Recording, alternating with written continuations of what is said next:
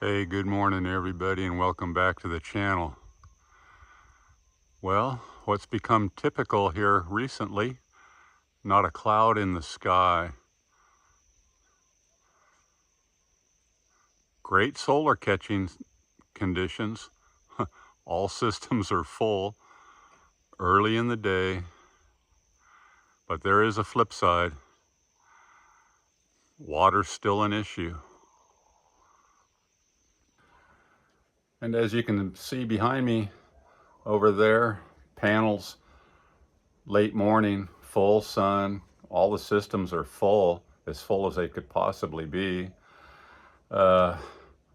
Water, that's a little 1,000 gallon backup system right there. Been tapping that a little bit. My main tank has some issues, and I'm going to have to strategize and plan accordingly to some much needed precipitation. So I'm going to show you guys what I'm going to do here, because water is an issue. And I wanted to say, I know a lot of people out here that have various kinds of containment systems. I know some people that live only on even the most minimal couple hundred gallons of water, which for the past many years, they did okay with that because this is a very rainy environment under normal conditions. But that's not happening right now. We're going through long stretches of super dry, even out here in the jungle, which is almost considered a rainforest out here, to where I've gone years out here where the ground was never dry, and now it's crunchy dry yet again.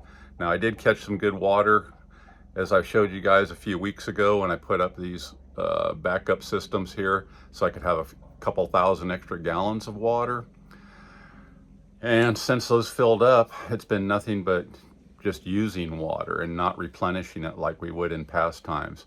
So yeah, I know people that are on minimal catchment, and then some people that have huge storage containment systems, many thousands and thousands of gallons, and they might do a little agriculture. There's a lot of ag land out here, so they do use water, and some people even build ponds for that type of a thing.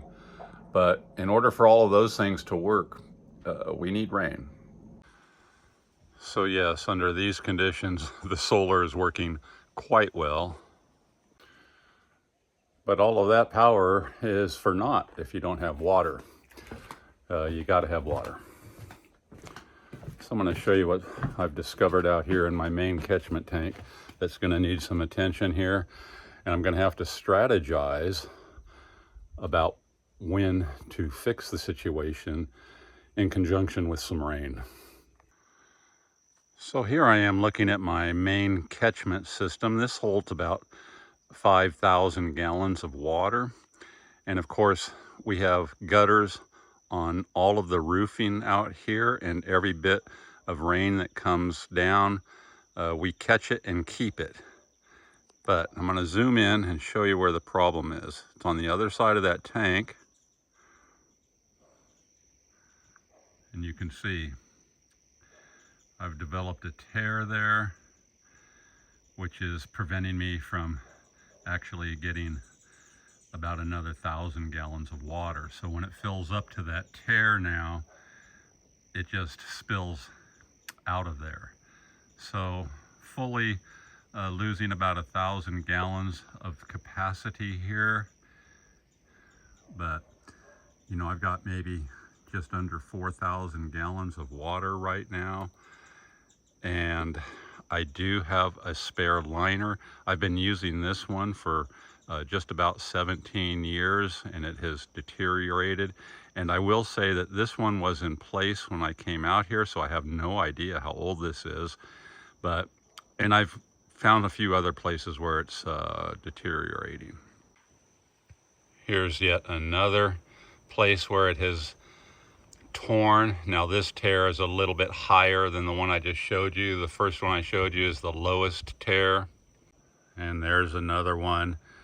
So yeah, this liner has seen its better days. And like I said, I do have a spare liner. So I need to, you know, cut this one out and put my new liner in, which will allow water to go all the way to the top for that extra 1,000 gallons. But I don't dare do that with no rain in the forecast, because I need this 4,000 gallons, and there's no way I'm gonna waste that water at this moment. So right now, the water, of course, is going down with daily usage, and I'm gonna have to wait till there's some significant rain in the forecast. All we need is one good downpour, which normally would be happening this time of year every day, but it's just not. So right now I'm watching and waiting, and this will continue to go down. And then if we get a significant system come through here where they start saying we're going to get pounded by water, that's when I'm going to drain this and put the new liner in conjunction. So I'm going to have to strategize and time it perfectly. And I did draw this one down. Probably it was full, so it was about 1,000 gallons. And I went ahead and topped that system that I just showed you off several days ago. Took this down, at least 300-400 gallons. And there's not been a drop to go back in here. So I'm gonna try to hold on to this, so the minute I get a new liner in there, I can pump this out, and hopefully I'll be doing it in the rain. And this will fill up, and then the other one will fill up. That's the idea. This is just unbelievable what we're experiencing out here. I looked at like the 10-day forecast, and it looks nothing but like this. Absolutely zero moisture. And it's been like this for, since I caught that last little bit of rain. And normally this time of year, we're begging for it to stop raining, but yeah, this is different. I've been talking to a lot of people that I know out here. Some have lived out here their entire lives, and they're my age, and they don't remember ever seeing drought like this. So just have to do a little bit of planning. Like I said, all the systems are full, but having all the electricity in the world without water is not, it doesn't do anything. It doesn't produce any water. So gonna have to keep making little adjustments. I'm thinking I'm gonna try to get even longer range storage, double my capacity, go up to at least a 10,000 gallon tank. I've got a near neighbor out here. He's got about a 15,000 gallon tank, just one person, so he does pretty well on that. He has, months of range, and I never thought we'd need months of water storage out here, but it's starting to look like that's going to be a consideration to start thinking about. So I hope here shortly, very shortly, that I am making a video in the pouring rain and showing you how the new liner goes in and fills right up, and then I have some good water security. So it looks like that's going to continue to be an issue. They are projecting this to be like one of the driest wet seasons ever, and so far it has been. So yeah, just going to remain flexible, watching the water usage very carefully right now. Nothing in the forecast of any significance as far as catching water. So yeah, going to have to do some planning here. And the plan is to use as little water as you need to sustain everything out here, and wait for it to rain. And besides being very dry and zero rain, try and show you, have some significant wind, which only dries things out further. That wind's coming from the south, which again is unusual. Normally our trade wind pattern comes from the east to the west, bringing in showers. That hasn't been happening here recently. So yeah, strong winds. And I'll show you the ground here real quick before I sign off. So a few weeks ago, I think I was showing you guys when we did get some rain, I was developing some significant ruts here in the driveway. This was all super squishy. It's just dry as can be right now. I mean, everything's crackling dry.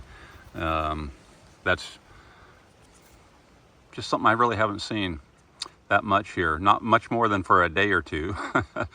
Not week after week after week. So, yeah. That's what's going on. Waiting for some rain. It ain't happening today, that's for sure. Or tomorrow. Or the next day. So anyway,